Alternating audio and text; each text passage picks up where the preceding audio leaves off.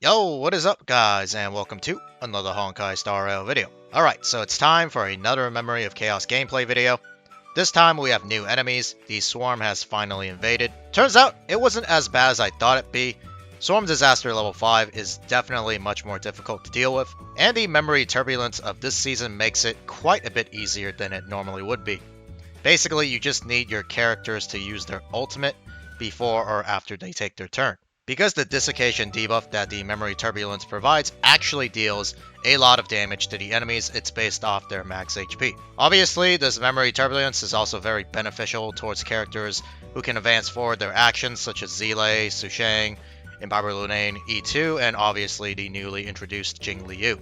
For this particular run, I ran for my first team Zile, Silverwolf, my newly built Asta, and of course Fu Xuan for my semi-mono quantum team. For the second half, I ran Ting Young, Pela, Bailu, and of course my Imbiber Lunane. Hopefully you guys find this gameplay enjoyable and informative.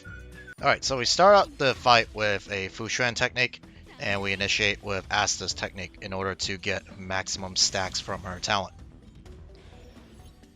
And we just basic attack here to keep up her stacks, implant the quantum weakness with Silverwolf. We're just trying to focus down the big ape here. It's going to hit Zile, but since Fu Xuan has her Matrix up, she takes little to no damage. Right here, just basic attack again. No need to use the skill as she's currently capped out. Maybe I could have used the skill there, just for the ultimate, for the extra energy regeneration, but wanted to conserve my skill points. Alright, there's Fu Xuan's ultimate. Chain it into Zile's ultimate here. We already have the Desiccation debuff. Oh wow, that actually did a lot of damage. That killed off the ape. I forgot who it was from, but it wasn't from Zile. I think it was from Silverwolf when she used her basic or skill into her ultimate. So any character, as long as you basically use their ultimate either before or after they take their action, they have a chance to utilize the Memory Turbulence and activate that Desiccation buff. Or debuff, which actually does a lot of damage. There's another one right there to the Mara Struck Soldier.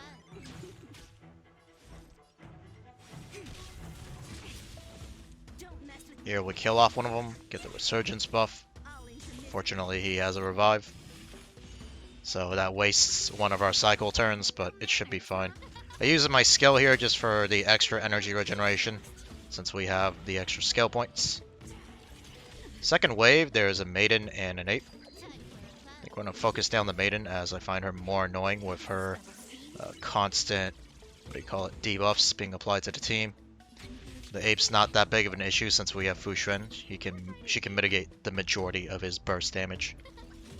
Right here we activate Zile's ultimate before we take her turn. And then use her E. Unfortunately did not get the Desiccation debuff. Xuan's going to activate her talent. Now we implant a quantum weakness to the ape and start focusing him down because I know the Maiden's going to die to the quantum break damage.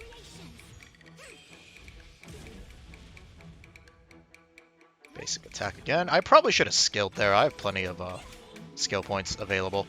That way I would be able to have Asta's ultimate available here. I don't think it makes much of a difference because she gets to take her turn here anyways. And now we decide to use her basic. So what I do here is I actually wait until Zile finishes her turn here, and then we activate Asta's ultimate to speed or move everyone up the action bar. So now everyone gets a turn before the cycle ends, which allows me to actually clear this first half of the fight one cycle earlier than I normally would have. There's the defense break. And he's pretty much dead here, so I just basic attack with Fu Xuan even though the Matrix is about to expire. Skill with Asta, and finish him off with Zile's skill. And that's the first half. For the second half, we start off with two Ting Young techniques, Bailu's technique, and then we initiate the fight with Pela's technique, since I prefer the defense break over the extra skill point or a substitute skill point from Dan Heng. Immediately spam the 1 key on Dan Heng, so we get that extra energy regeneration before it's Ting Young's turn. And then here we just pick one of the centaurs with Pela. Weakness break the little wind, little flying thing. I don't know what it's called. And our goal here is to at least try and weakness break one of the centaurs as if you let them both get off their charging attacks, someone's gonna get one shot on your team. So we decide to, I think, focus the middle one. Yeah, we focus the middle one, get him weakness broken, and then now we actually end up hitting the other one as well. We ended up weakness breaking both of them. It's Pela, just pick a target. Bailu's going to basic attack, most likely. Alright. Ting Young has her ultimate. I use it on Dan Hung. And we're going to try and kill off the one on the left here. I didn't want to use Dan Hung's ultimate here, but maybe I should have just basic attack with Ting Young. We end up wasting one cycle here. I know Bailu's... Actually, I think I tried to kill it with Bailu's basic, but Bailu does potato damage, so we ended up taking one extra cycle than we normally would. But it's not that big of a deal, and we just basic attack here. He just won't go down, apparently. Alright, here's the big bug. Alright, so I make quite a few mistakes, or there was just one major mistake I made here with the Swarm Disaster boss. And hindsight, probably could have saw it coming, but I'll let you know once we get to it. So there's Dan Hung's ultimate, followed by his 3rd level enhanced basic attack. Kill off 2 bugs here. Enemy targets detected. Let me tend your wounds. Alright, we decide to play it safe here with Bailu's ultimate to top everyone off. And then we go into the auto. He's going to hit everyone here. Ting Young, I believe I didn't use her skill. I thought I was going to use her skill since I needed to apply the attack buff to Dan Hung soon. But we basic attack there and immediately use the Ting Young ultimate. Alright, there's Pela's ultimate for the defense shred. Alright. Enhanced basic attack chained into Dan Hung's ultimate. He gets advanced forward again. I think I only go for a level 1 here because I know the desiccation debuff is going to kill him here very shortly. Now we apply the attack buff to Dan Hung. There you go. Now he enters phase 2. This is where I make my mistake. If you take a look at the left, there is one of those swarm bugs right there. That one bug, when he attacks your team, he will apply outrage to all the units affected. So if your team doesn't have a cleanse like mine doesn't have a cleanse, you should always be prioritizing that bug, no matter how much damage you end up losing. So right here, I make the mistake. Initially, I was thinking maybe I should at least weakness break that bug so he doesn't take a turn. But I was like, if I choose him as the main target, my Dan Hung's damage is going to be lost. A lot of the damage is going to be lost. So I end up instead deciding to opt for the main Swarm Disaster boss, which is a mistake because, as you'll see here very shortly, when that one bug on the left takes a turn and outrages my entire team, it actually causes me to have a much slower and unstable run. So sometimes it's better to just give up a little bit. See, right here. So he ends up outraging both my Pela and Bailu Lunate. Luckily, my Bailu has a very high effect resist, so she was able to resist the outrage. Because if Bailu's probably the worst, second to worst target in my opinion to get outraged. Because if she gets outraged and someone dies like my Pela right here, it's really low, she actually will not trigger her talent and revive any of my characters. So we're in a very sticky situation right here. All my characters are low. My Dan Hung and Bailu Lunate is outraged, so he can't use his ultimate.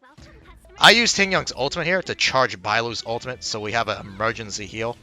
I know that both these characters, Pela and Dan Hung, are going to break out of the outrage next turn. So right now, we're just playing it safe and trying to make up for the mistake I had earlier for not at least... You don't have to really prioritize killing that particular bug that outrages your team, but you should at least try to weakness break them so their action is delayed. And obviously, if you have a cleanser on your team like Luocha or Lynx, then obviously you can probably ignore that bug. Or if you have Fu Xuan, who can just straight up mitigate hard CC, then that's also another option. So anyways, Pela is finally out of the outrage. We use her ultimate for the AoE defense shred. As you can see, it's already 22 cycles in.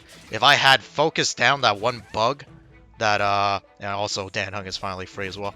If I had focused that bug down earlier and prevented him from taking an action and killing him, sure, I would have lost quite a bit of damage overall, but I think I could have probably finished this run within 2 cycles faster. Maybe even 3 cycles, honestly, because look at all the damage that this boss is taking from just the other bugs exploding as well. So, yeah, instead we ended up having a slower and much less consistent run, in my opinion. And now we have max skill points, so I just want to play it safe and top everyone off. I even use Bailu's ultimate here to make sure Payload doesn't die to some random attack from the Swarm Disaster boss. Okay, we use the ultimate here to freeze. I think it applies desiccation as well. Yeah, it does.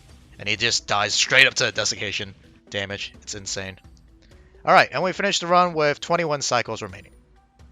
Okay, now let me go over my characters really quickly. Starting off with Fu Xuan. These are her stats.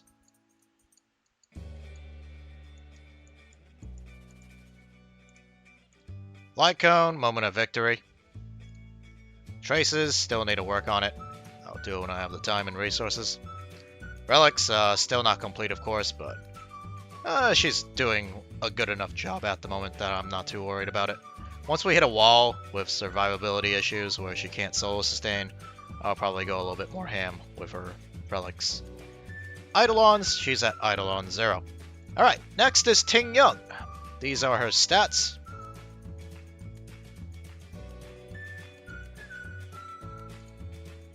Light Cone, I changed out. She had Dance, Dance, Dance before. Now I have But the Battle Isn't Over fully built. Obviously, whenever I pull Bronya, I'm probably going to put this on her. But it works really well in Ting Young as well for the extra energy regeneration, the skill point. She can't really control who gets to take the next action, so that's the only downside of this Light Cone being on Ting Young. But I really like the energy regeneration rate, allowing her to cycle her ultimate more often for Imbiber or Lunane. These are her traces, still needs a bit of work, I'll probably get to it eventually. And these are her relics. Pretty high on relics in my opinion, all with decent speed, except for that one apparently. Yeah, not too bad overall. As for Eidolons, unfortunately also at Eidolon 0. Moving on to Silver Wolf, these are her stats.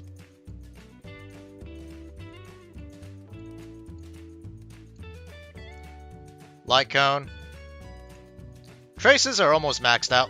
Probably will eventually max this trace out. I'll probably leave the basic attack alone. That's just too many resources. Honestly, this probably isn't worth it either, but yeah. We'll see whenever that double drop event goes up. These are her relics.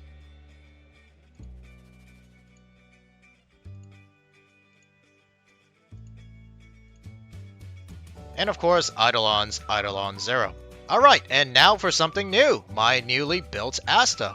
Not fully built, but I built her up to a level where she was doing her job good enough for the Memory of Chaos and not dying or providing not enough support for the team. These are her stats. As you can see, she's not even fully limit broken or ascended. She's only 5-star at level 69. I mean, eventually I'll probably get her to 6-star, but for now, she has enough durability, surprisingly enough, to survive Memory of Chaos 10. Light Cone, I gave her Dance, Dance, Dance, which was previously on my Ting Young. I believe this synergizes really well with her ultimate, especially since it advances forward, and her ultimate gives speed. And I also, very shortly here, I'll show you her relics, I have the 4-piece speed set, which basically makes my entire team go turbo speed. These are her traces, very low investment on her traces. I basically only prioritized her ultimate and her talent. Everything else, I just leveled it up if it costs little to no traces or credits, so I did that. I don't think any of her major traces are going to be any of use to me unless I plan to build like a mono fire team basically, but that's currently not my plans. So these are her traces. Moving on to her relics. These are her relics. As you can see, I said that I put her on that 4-piece set for speed. I'm probably going to need a better body piece. I don't think attack percent is the best stat for her. You probably just want either defense or HP percent for more bulk. And if you're running like a sub DPS, maybe crit rate, but I'm probably just going to run mine as a bulky support. Boots, orb, there's just a piece here to complete 2-piece set? Yeah. The orb, you probably want HP and defense percent as well, or fire damage if you're running a sub DPS Asta. I do have energy regeneration ropes, but they aren't leveled up, so I just stuck a random HP orb on her. That's probably why she's so tanky. So she lacks quite a bit of energy regeneration, so I probably should have... I'll eventually switch it to a ER rope, but for now it's just a HP rope. And of course her Eidolons, she's at Eidolon 6, that's why I decided to build her. I believe at Eidolon 4 she's usable, but once she hits that Eidolon 6 level, she becomes a completely different character that is very well worth building. Alright, next is Zile, my OG hyper carry. Honestly, she's still doing a really good job. I mean, she cleared the cycle faster than Imbiber Lunae, but to be fair, that was mostly on me for not playing that particular round or cycle properly. This is her light cone. Trace is basically maxed out other than her basic attack. I'm gonna probably leave that alone. These are her relics. I actually recently got a pretty good piece. I think it was this one right here. Yeah.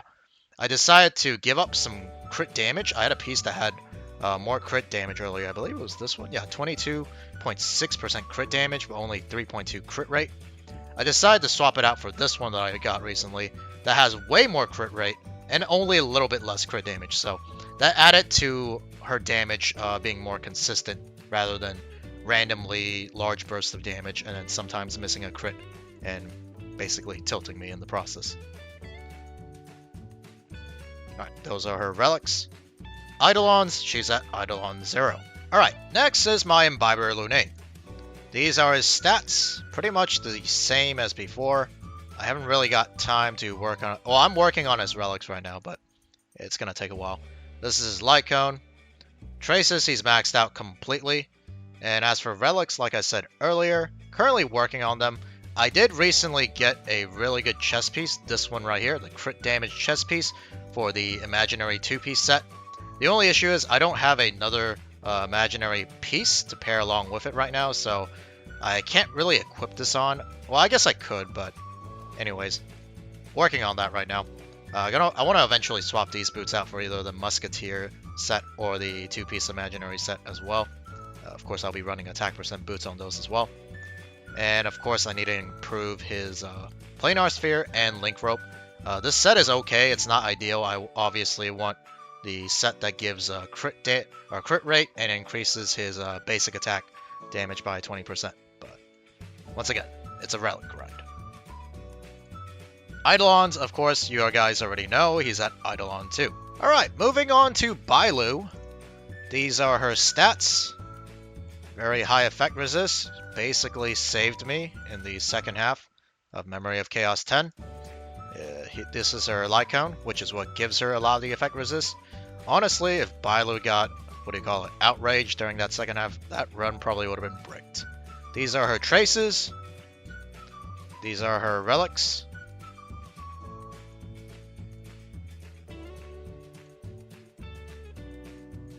And of course, for her Eidolons, she's at Eidolon 0. Alright, last but not least is my Pela. These are her stats.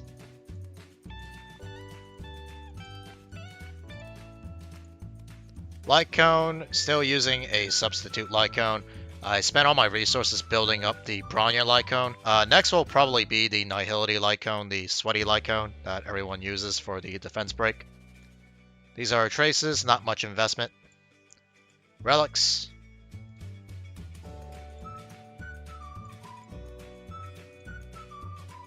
Eidolons, she's at Eidolon 4. Okay guys, well that's going to be it for this Honkai Star Rail video. If you guys enjoyed the video, please make sure to leave a like and subscribe. But other than that, I'll see you guys in the next Honkai Star Rail video. Peace. Wanna spar? Disappear.